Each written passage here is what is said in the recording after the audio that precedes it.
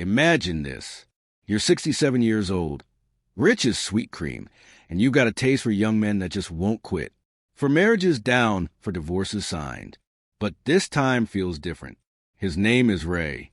He's 33 years old, with smooth skin, bright eyes, and a smile that makes you feel like you're 25 again. He calls you baby, holds your hand in public, makes love to you like you're the only woman in the world. See, Ray wasn't just looking for love.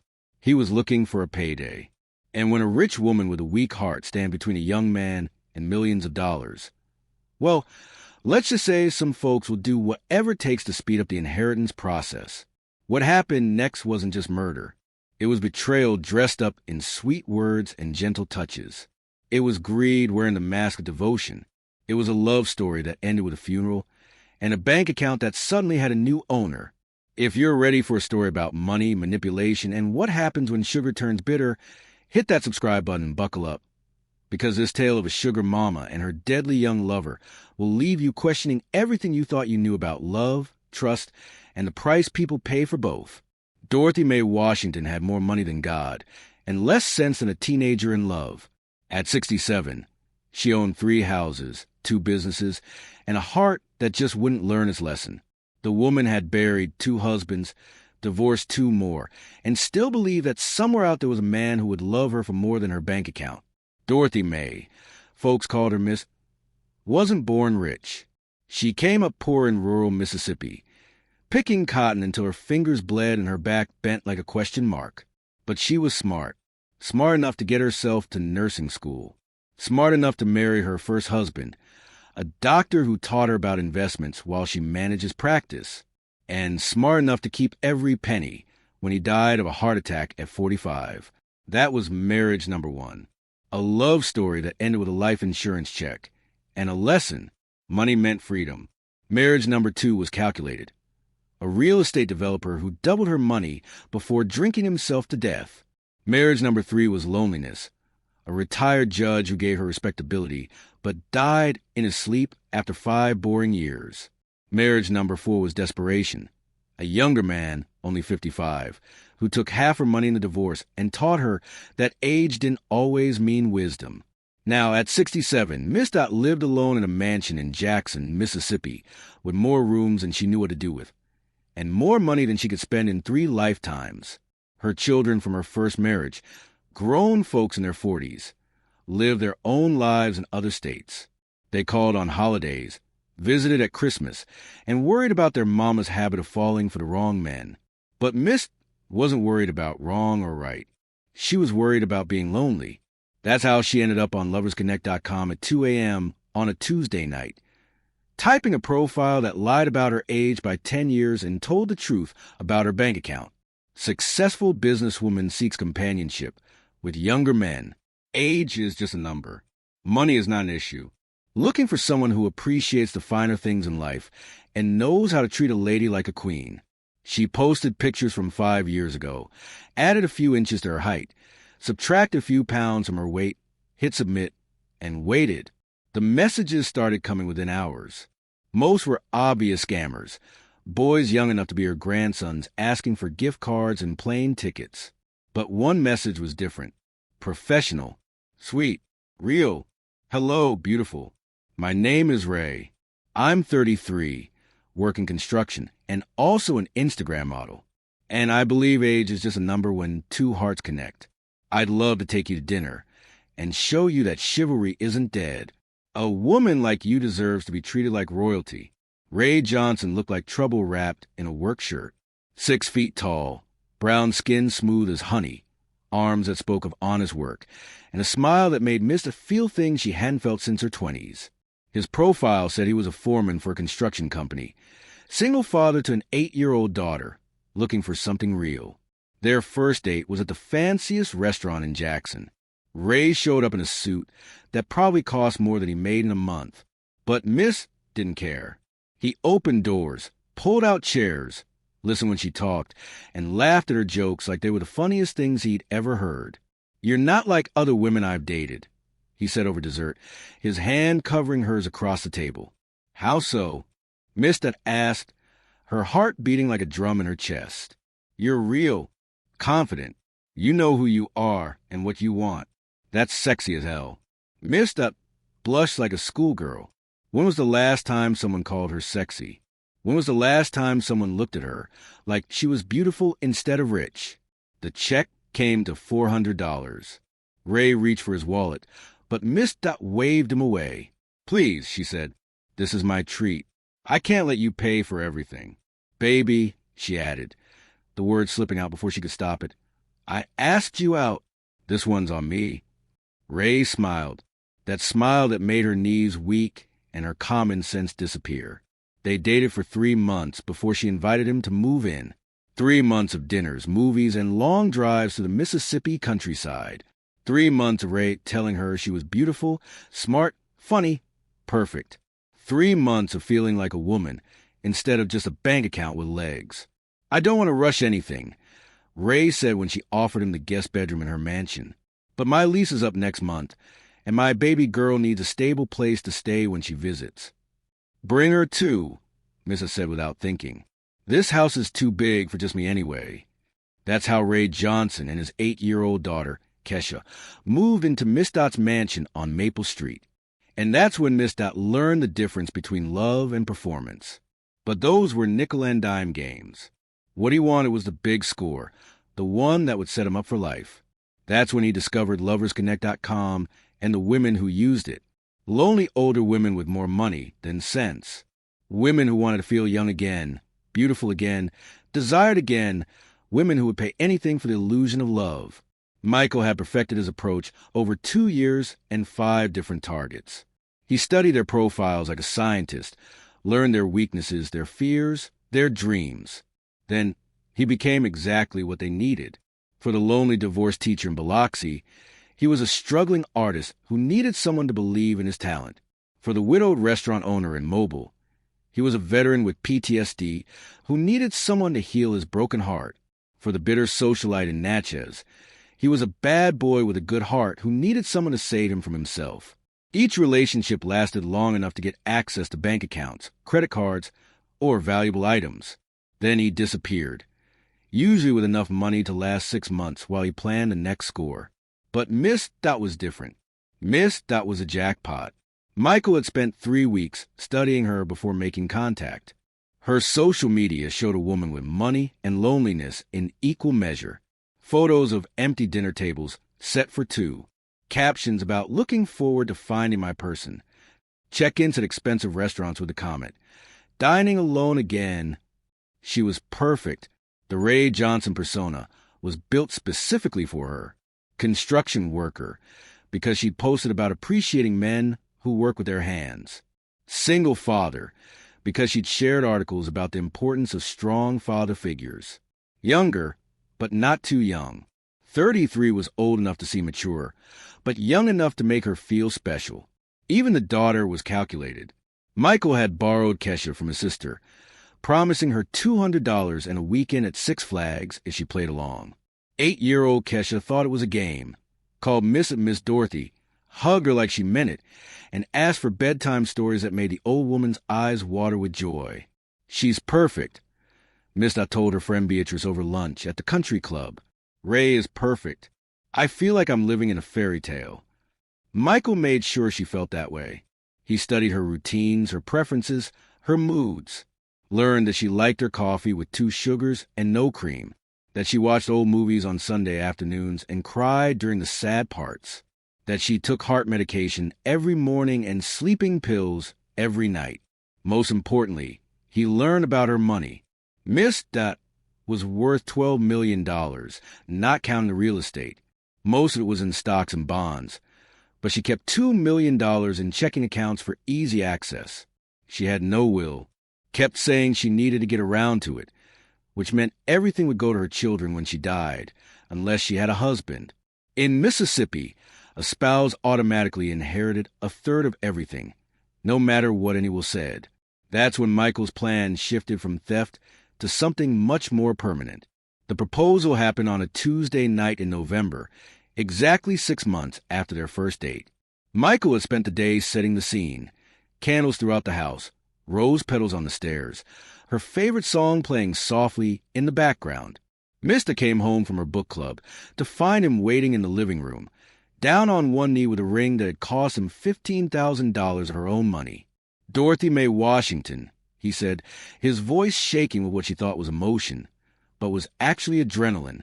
"You've made me the happiest man alive. Will you marry me?" Mista said yes before he finished the question. They were married 3 weeks later at the courthouse, with Kesha as their only witness.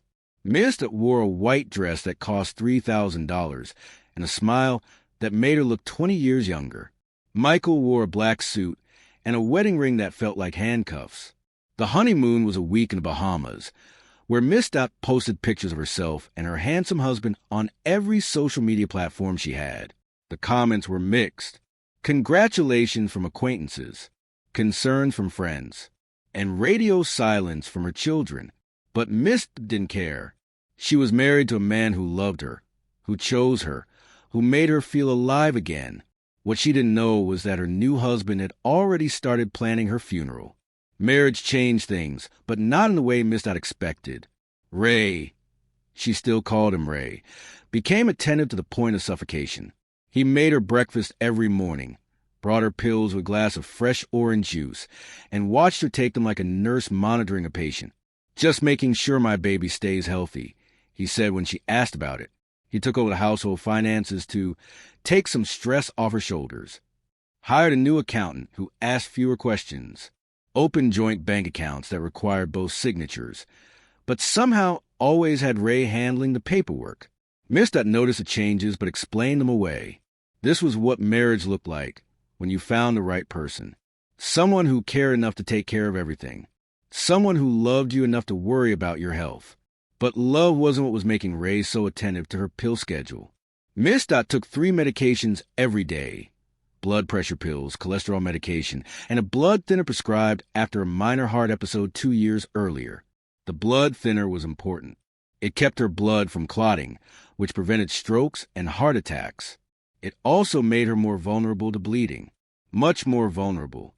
Ray had spent hours researching her medications online, reading medical journals and forum posts about drug interactions, overdoses, and side effects.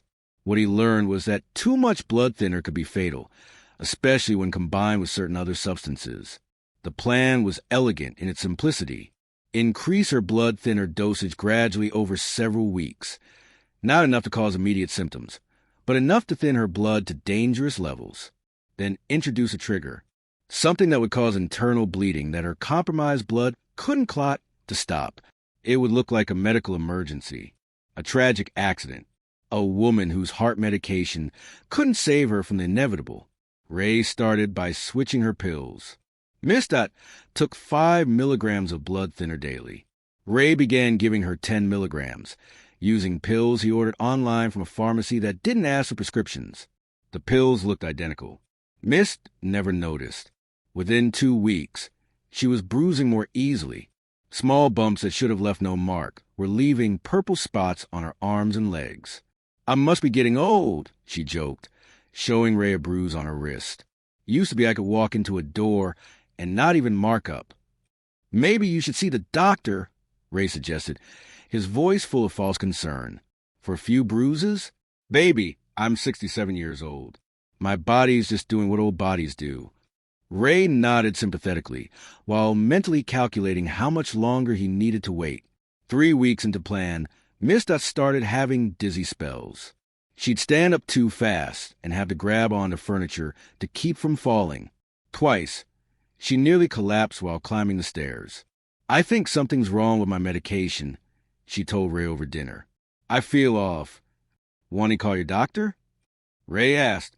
No. I probably just need to adjust the dosage. I'll call tomorrow." But Ray made sure she didn't make it to tomorrow.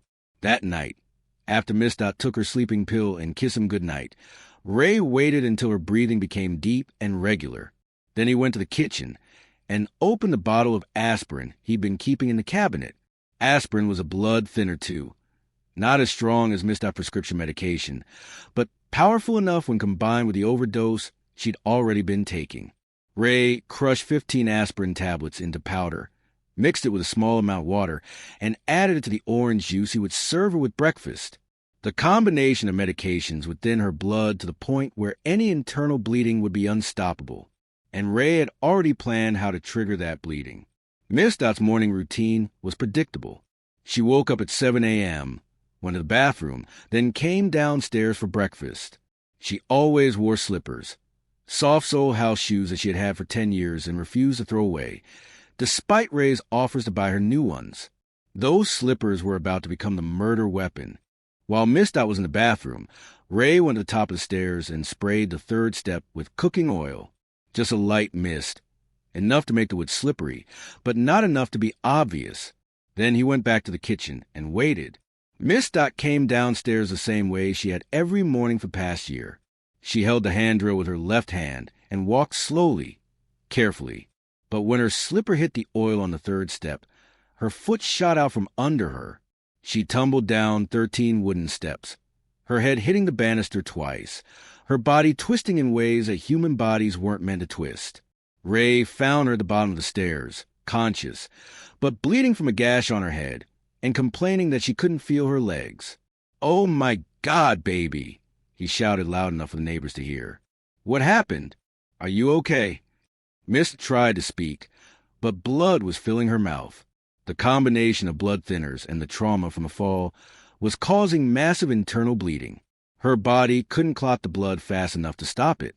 Ray called 911, performed CPR for the paramedics to see, and rode in the ambulance holding Miss Dot's hand while she died. At the hospital, doctors worked for 3 hours trying to save her, but the bleeding was too severe, her blood too thin, her body too broken.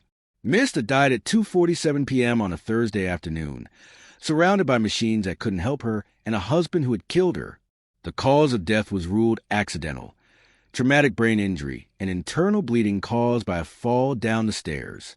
The medical examiner noted that her blood work showed elevated levels of blood thinner, but attributed it to medication error rather than foul play. Ray cried at the funeral, real tears, because he'd actually grown fond of Miss Dot in his own way, but not fond enough to choose her life over $4 million, because that's what he inherited as her surviving spouse, $4 million, plus the house, plus the businesses. Everything Miss Dot worked for, saved for, lived for, everything was his now. Michael Thompson thought he was untouchable.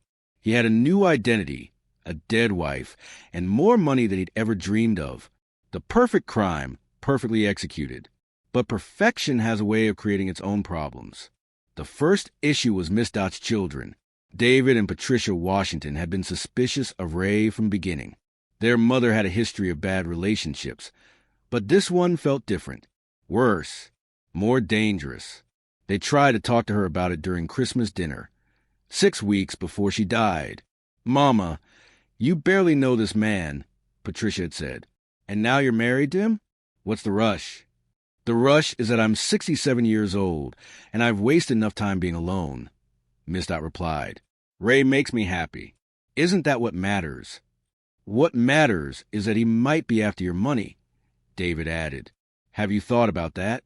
Miss had gotten angry then, told them they were jealous, ungrateful, and bitter, said they'd rather see her die alone than find happiness with someone they didn't approve of.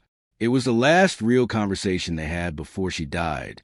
Now, sitting in a lawyer's office hearing about their mother's estate, David and Patricia felt sick with guilt and rage. They'd been right about Ray, but being right didn't bring their mother back. According to Mississippi law, the state attorney explained, surviving spouses are entitled to 1/3 of the deceased's assets, regardless of any existing will. Since Mrs. Washington died without a will, and since she was legally married to Mr. Johnson, he inherits everything, except for a small statutory allowance for her children. Everything, Patricia asked, $4 million in liquid assets, plus the house, plus ownership stakes in 2 businesses. "I'm sorry for your loss, but the law is clear."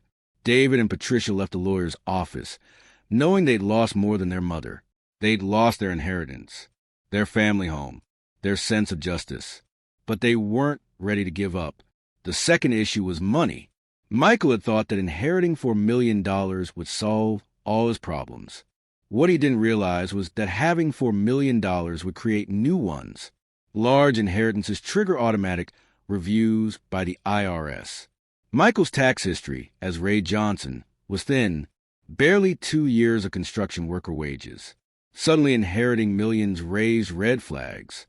Bank transfers over $10,000 require federal reporting. When Michael tried to move money to offshore accounts, those transfers got flagged too. Most importantly, Michael didn't understand the difference between being rich and acting rich. Within 6 months of Miss Dott's death, he bought a $200,000 car, a $500,000 house in California, and a boat he couldn't even drive. He was spending money faster than he could hide it, leaving a trail that forensic accountants could follow from space. The investigation started small. A welfare check on an 8-year-old who'd been telling strange stories about her fake daddy. A tax audit on a construction worker who'd suddenly become a millionaire. A routine review of an accidental death involving an elderly woman and her much younger husband. But small investigations have a way of becoming big ones when they all point to the same person. 6 months after Miss Dott's death, Michael Thompson was arrested at a casino in Las Vegas, where he'd been living under the name Ray Johnson, and losing Miss Dott's money as fast as he could count it. The charges: murder in the first degree, fraud, identity theft, conspiracy to commit murder. The evidence was overwhelming. Pharmacy records showing online purchases of blood-thinning medication, bank records showing suspicious financial activity, medical records showing Miss Dott's blood work on the day she died, and an 8-year-old witness who could describe exactly how Uncle Mike had taught her to pretend to be his daughter. But the strongest evidence was Michael himself. When confronted with the facts, he didn't deny them, didn't lawyer up, didn't claim innocence. Instead, he shrugged and said, "She was going to die anyway. I just helped it happen a little faster. And she was happy when she died. Isn't that worth something?" It wasn't. The trial of Michael Thompson lasted 3 weeks. Not because the crime was particularly unusual. Men killing women for money happens every day in America. But because of the details. The fake identity. The borrowed child. The elderly victim who thought she'd found love in her golden years. Michael's public defender tried to argue that Miss Dott's death was genuinely accidental, that the blood thinner levels could be explained by medication error, that the oil on the stairs was circumstantial, that an 8-year-old's testimony about pretend games was reliable. But the prosecution had more than circumstantial evidence. They had a confession. They had financial records. They had medical experts who explained exactly how someone could commit murder using prescription medication. Most importantly, they had motive. Michael Thompson had a long history of targeting older women for financial gain. The prosecution brought in 3 previous victims who testified about his methods, his lies, his ability to make lonely women believe they were loved. He didn't kill Dorothy Washington for passion or anger. The prosecutor told the jury in closing arguments he killed her for money. Cold, calculated, premeditated murder disguised as romance. She thought she was buying love, he was selling death. The jury deliberated for 6 hours. Guilty on all counts. Michael showed no emotion when the verdict was read. No tears. No outrage. No remorse. He sat in his orange jumpsuit and stared straight ahead, like a man watching TV. The judge sentenced him to life in prison without the possibility of parole, plus 25 years for the fraud charges. "Mr. Thompson," the judge said, "you didn't just kill Dorothy Washington. You killed her trust, her joy, her belief that people could be good. You took a woman who had survived poverty, widowhood, and heartbreak, and you turned her hope against her. There is no punishment severe enough for what you've done, but this court will ensure you never have the opportunity to do it again." Michael was transferred to Parchman Penitentiary, Mississippi's maximum security prison. He was 34 years old. If he lived to be 100, he would still die behind bars. He spent most of his time in protective custody, reading books and writing letters to women he found on prison pen pal websites. The letters were love letters, sympathy letters, requests for money and care packages. Even behind bars, Michael Thompson was still running the same con, and some of the women wrote back. "So, what do you think? Was Dorothy Washington a victim of her own loneliness? Or was Michael Thompson just that good at manipulation? Could this have been prevented? Or was Miss that doomed the moment she decided to look for love online? Drop your thoughts in the comments below. And if this story hit you where it hurts, smash that like button and subscribe for more true crime stories that'll make you think twice about trusting strangers with your heart and your bank account. Because sometimes the person who promises to love you forever is the same person planning to make sure forever comes sooner than you think. This is Ruthless Realities. Until next time.